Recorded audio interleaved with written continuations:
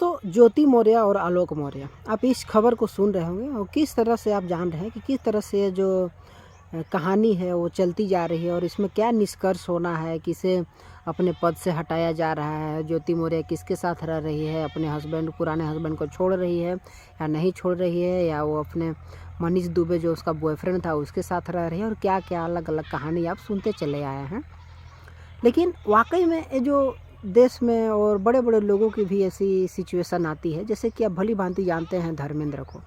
धर्मेंद्र की शादी हुई थी और उसकी पत्नी, उससे हीरो बनने से पहले ही उसकी शादी हो गई थी तथा उसके पत्नी ने हर प्रकार से सुख दुख में साथ दिया तथा उसके 4 बच्चे भी हुए।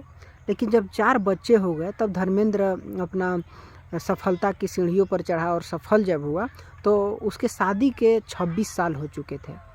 और 26 साल होने के बाद धर्मेंद्र ने अपनी पत्नी को, पहली पत्नी को बिना तलाक दिए हुए दूसरी पत्नी से शादी कर लिया और उसे छोड़ दिया। तो सोचिए कि 4 बच्चे होने के बावजूद भी जब वो अपनी पत्नी को छोड़ दिया तो उसके साथ क्या गुजरी होगी जब वो दूसरी पत्नी को अपने घर में लाया। ठीक इसी प्रकार से आप नेता रामविलास पासवान को जानते होंगे। नेता रामविलास पासवान की शादी बहुत पहले ही हो चुकी थी जब वो नेता नहीं थे। उसकी पत्नी ने उसके नेता बनने में हर संभव मदद की, हमेशा उसके साथ रही। और जब वो अच्छे खासे नेता बन गए, जब सफल हो गए नेतागिरी में, तब 23 साल बाद उन्होंने अपनी पहली पत्नी को बिना छोड़े ही दूसरी शादी कर ली। और ठीक यही कारनामा आज आप देख रहे हैं कि ज्योति मौर्य, जो कि हम भले ही बोल रहे हैं कि अलग अलग प्रकार से ऐसी ऐसी घटनाएं घटती हैं जिससे कि ऐसा कदम नहीं उठाना चाहिए।